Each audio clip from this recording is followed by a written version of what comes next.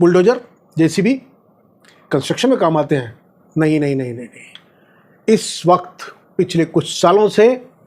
JCB machine, bulldozer और अब उसका जो नया वेरिएंट है हाइड्रा, ये है जस्टिस डिस्पेंसेशन के सबसे इफेक्टिव हथियार, इंस्ट्रूमेंट, जो इंस्टेंट, तत्काल, प्रभावी, ऑन द स्पॉट इंसाफ देते हैं। देश के कुछ राज्यों में तत्काल जो इंस्टेंट जस्टिस की एक नई इजाद हुई है इस देश में, गवर्नेंस की, प्रशासन की, प्रभावी प्रशासन की, तत्काल न्याय की, तत्काल इंसाफ की, उसके सबसे विवादित प्रतीक बन गए हैं। इसको लेकर के ऐतराज था, सुप्रीम कोर्ट में कुछ याचिकाएं थी। अब इस पर 2 सितंबर को जस्टिस BR गवई की बेंच इस पर सुनवाई करने जा रही है, जो अभी आपने हाल फिलहाल में खबरें देखी होंगी सोशल मीडिया पर, टीवी चैनलों पर, अखबारों में, जहां भी जो मीडिया इसको दिखा रहा है। और साथ ही ये खास तौर पर भाजपा, भारतीय जनता पार्टी शासित जो सरकारें, उत्तर प्रदेश से ये पूरी कहानी शुरू हुई, उत्तर प्रदेश के बाद फिर मध्य प्रदेश, राजस्थान, असम, महाराष्ट्र, तमाम वो राज्य जहां पर भारतीय जनता पार्टी की सरकार है या फिर उनका कब्जा है, क्योंकि जो म्युनिसिपल कॉरपोरेशन है उसके अंतर्गत भी ये विभाग आता है, जहां जेसीबी मशीन या बुलडोजर जो अवैध निर्माण के या कंस्ट्रक्शन के काम में इस्तेमाल होती है, लेकिन उसका इस्तेमाल किया गया अपराधियों पर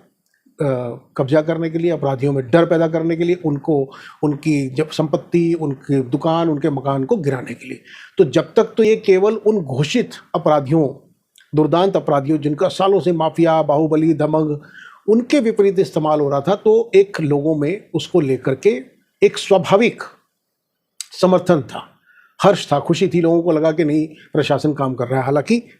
सही, न्यायोचित वो भी नहीं था, क्योंकि जब तक आप किसी आरोपी और अपराधी, दोनों में फर्क है, और अपराधी भी होने के बाद जो आपकी IPC है या अब 1 जुलाई से जो भारतीय न्याय संहिता, भारतीय न्याय साक्ष्य संहिता जो भी लागू हुई है नई IPC और CRPC की जगह, उसके तहत जो चीज़ होंगी उसी को तो आप सपोर्ट करेंगे सोसाइटी। लेकिन ये थोड़ी है कि आप गए और सीधे आपने आरोपी को 1 घंटे के अंदर, 1 दिन के अंदर, 2 दिन के अंदर, रातों रात, मतलब दिन दहाड़े, और वो गिरा दी गई। और फिर उसके अंदर बाद में अगर आप देखें तो पूरा पैटर्न जो निकल कर आया वो अल्पसंख्यक, माइनॉरिटी समुदाय से जुड़े हुए जो लोग थे उनको खास तौर पर निशाना बनाया गया। और उसी के बारे में, और ये पूरा सिलसिला इतना ज़्यादा बड़ा होता चला गया कि तमाम देश ही नहीं बल्कि बाहर की भी जो ह्यूमन राइट ऑर्गेनाइजेशंस हैं उनकी स्टडी, उनके सर्वे, और देश में भी जो लोग न्याय में या सिविल सोसाइटी के अधिकार में विश्वास रखते हैं, उन लोगों ने इस बात को उठाया और वो आंकड़े बताते हैं, स्थापित करते हैं कि ये मेजोरिटेरियन यानी कि जो बहुसंख्यक समुदाय है उसके अपीजमेंट का एक राजनीतिक टूल बनकर आया, और जिसको भारतीय जनता पार्टी शासित सरकारें बहुत गर्व के साथ, बहुत बड़े उसके गर्व के साथ वो पेश करती हैं। तो जब हम तालिबानी सोच की बात करते हैं तो ये उसके जवाब में भारतीय जनता पार्टी या चरमपंथी हिंदू कट्टरपंथ की जो सो कॉल्ड नेतागिरी का, सो कॉल्ड जो दावा करते हैं कि वो उसके अगुवा हैं, उन लोगों द्वारा बनाई गई, थोपी गई एक पूरी स्कीम है, एक ऐसी स्कीम है जिसका समर्थन सभ्य समाज में नहीं किया जा सकता, और उसको लेकर के व्यापक जो है लोगों में प्रतिक्रिया है। सुप्रीम कोर्ट को, जो कि बहुत सारे मामलों में स्यू मोटा,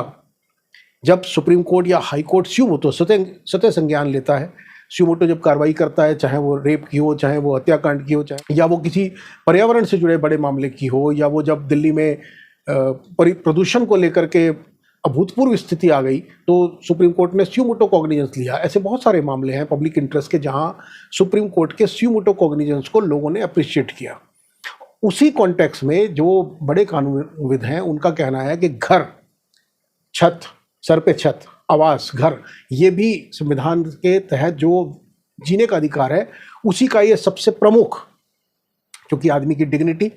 आदमी के अस्तित्व, आदमी की सबसे बड़ी जो तमन्ना होती है किसी भी व्यक्ति की, वो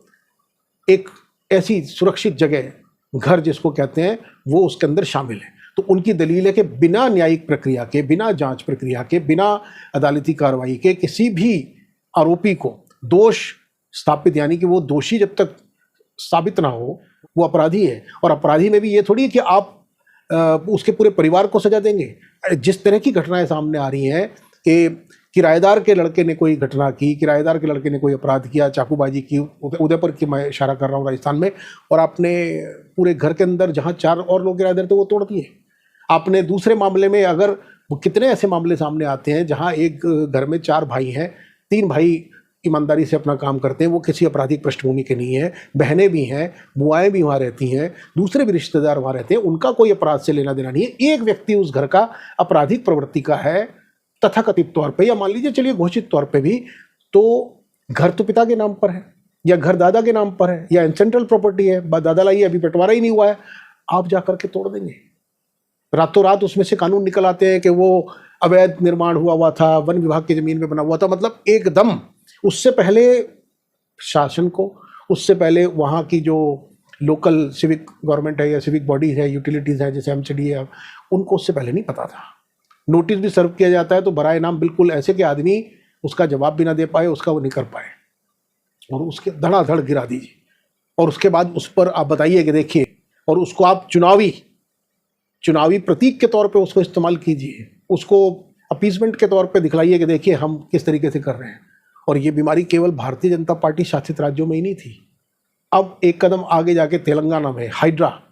जो जेसीबी का ही एक बड़ा वर्जन होता है, जो एक उसकी का एक वेरिएंट है हाइड्रा, ज़्यादा बड़े कंस्ट्रक्शन के कामों में ज़्यादा लंबी उसके लिए इस्तेमाल हाइड्रा का किया जाता है। तो उन्होंने हैदराबाद डिज़ास्टर रिस्पॉन्स के नाम से, जो वहाँ पर एक थी, कई लोकल बॉडीज़ थी जो इलीगल कंस्ट्रक्शन को हटाने के लिए, जो अर्बन टाउन प्लानिंग के मामलों को देखने के लिए, पानी के सही प्रभावी मैनेजमेंट के लिए, जो वहाँ 2 बड़ी झील हैं, हुसैन सागर और हिदायत सागर, उसमें उन दोनों के अंदर पानी की कमी ना हो पाए, उस सब के काम के लिए जो संस्थाएं थी उनको मिलाकर उन्होंने हाइड्रा नाम, उन्होंने हैदराबाद, मैंने जैसा आपको बताया हैदराबाद डिज़ास्टर रिस्पॉन्स के उससे रखा अथॉरिटी। लेकिन एक्चुअली ये उसी थॉट प्रोसेस का, जो बुलडोजर प्रोसेस है, जेसीबी जिसको बुलडोजर का नाम दिया जा रहा है, उसी का एक्सटेंशन है। और उस वहाँ पे भी क्या किया गया है, 1-1.5 महीने के अंदर वहाँ अभी हाल में, और रिसेंट उसमें जो है वो जो सुपरस्टार है साउथ के नागार्जुन, उनका एक कन्वेंशन सेंटर है, उसको डेमोलिश करने का, और उसके साथ उन्होंने तमाम दुनिया भर के नोटिस दिए गए हैं। तो वो भी इस होड़ में अब शामिल हो गए हैं, जो कल तक विरोध कर रहे थे कांग्रेसी सरकार है तेलंगाना में रेवंत रेड्डी की, और वो जस्टिफाई कर रहे हैं भाजपा की उसको लेकर के कि उनको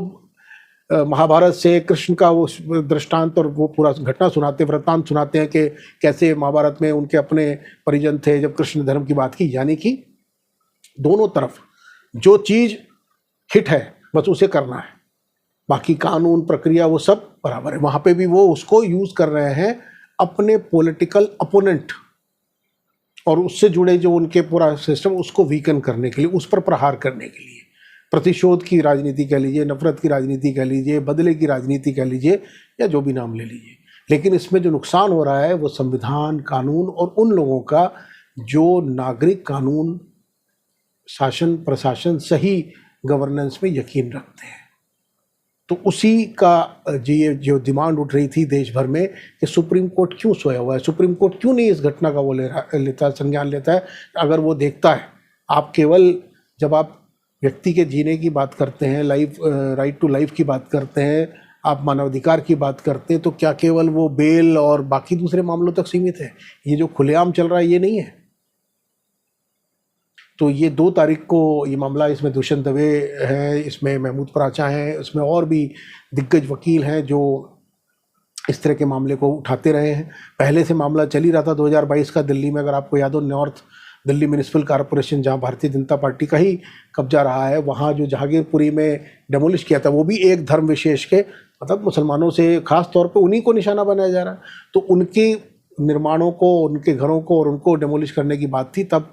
सुप्रीम कोर्ट के हस्तक्षेप से रुका, लेकिन वो सुनवाई अभी तक चल रही थी और अभी भी उसी में याचिकाएं और डाली गई हैं, जो अब 2 तारीख को, जिसमें हवाला दिया गया है देश भर में जो ताज़ा घटनाएं हुई हैं, ये पूरी सिलसिलेवार घटनाएं हुई हैं, जिनमें मध्य प्रदेश का बहुत इन दिनों चर्चा है, छतरपुर की, उसके अलावा उत्तर प्रदेश के कई मामले हैं, बरेली के और दूसरी जगहों के। मतलब चारों तरफ आप नज़र दौड़ाएंगे, कोई ऐसा राज्य नहीं है जहां हरियाणा के नूह के मामले हैं, खास तौर से भारतीय जनता पार्टी शासित जो उनकी भारतीय जनता पार्टी या उनके सहयोगी दलों द्वारा शासित प्रदेश है उधर के मामले ज़्यादा है, जहां वो बाकायदा गर्व के साथ इवन असम में, राजस्थान में, मध्य प्रदेश में, यूपी में बताया जा रहा है। और सब मतलब तिलांजलि देकर एक तरफ रखे हुए, फिर अदालतों की, पुलिस की, इनकी तो जरूरत ही नहीं खत्म। लेकिन ये अजीब बात है कि हाई कोर्ट ने कई जगह टिप्पणी की है, हरियाणा हाई कोर्ट ने टिप्पणी की, पंजाब हरियाणा कोर्ट ने, लेकिन कोई ऐसा प्रभावी कदम नहीं उठाया गया कि जहां उन्होंने इस बात को कहा हो कि कोई भी सरकार या कोई भी दूसरी जो लोकल गवर्नमेंट बॉडी है, लोकल गवर्नेंस बॉडी, स्थानीय निकाय जिसको बोलते हैं, एमसीडी या नगर निगम या नगर पालिका, वो ऐसे ही कानून अपने हाथ में लेने वाला काम बिना प्रक्रिया के नहीं कर सकते। हाँ, जहाँ बाकायदा इलीगल कंस्ट्रक्शन हो, एनक्रोचमेंट हो, वहाँ कौन मना कर सकता है। वो दिल्ली में पूरा का पूरा चला है सीलिंग का, और भी जगह चला है। लेकिन क्या ये जो सारी घटनाएं हैं इनमें इलीगल कंस्ट्रक्शन ही वजह है? बिल्कुल नहीं है। ये सबको नज़र आता है कि ये केवल उसको सबक सिखाने के लिए, केवल उसमें डर पैदा करने के लिए उनके ऊपर एक तत्काल, और इसी को बोल भी रहे हो कि ऑन द स्पॉट है, देखिए, मतलब ये तो खुलेआम कहा जा रहा है। तो आप इस बारे में ये जो पूरा बुलडोजर, हाइड्रा, ये जो पूरा स्पॉट जस्टिस का, इंस्टेंट जस्टिस का, तत्काल न्याय का तालिबानी तरीका है, क्या आप इसको सही समझते हैं? क्या आप इसके पक्ष में हैं, या आपका मानना है कि इसमें सुप्रीम अदालत को, सुप्रीम कोर्ट को तत्काल हस्तक्षेप करके प्राथमिकता के आधार पर इसमें जो न्यायोचित व्यवस्था है उसे स्थापित करें, और जो भी सरकारें, जो भी चाहे वो भारतीय जनता पार्टी की हो या कांग्रेस की हो या किसी भी और उसकी हो, दल की हो, उसको तत्काल एक तो जो जितनी चीज़ें गलत हुई हैं, जो गलत तोड़े गए हैं, उनको वापस बनाने के लिए बोलेंगे उस राज्य सरकार को कि बनाए, मुआवजा दें उनके साथ, उन लोगों के साथ जिनके साथ गलत हुआ है। देखते हैं 2 तारीख को, 2 सितंबर को जब ये मामला आता है जस्टिस गवई की अदालत में, तो हमारी उम्मीदें हैं, लोगों की उम्मीदें हैं कि इसमें सुप्रीम कोर्ट सार्थक हस्तक्षेप करके, इफेक्टिव इंटरवेंशन करके इस मामले में सही न्याय करेगा। और वीडियो को लाइक कीजिए, चैनल को सब्सक्राइब कीजिए, इसको शेयर कीजिए, अपनी राय से कमेंट के जरिए हमें अवगत कराइए। नमस्कार।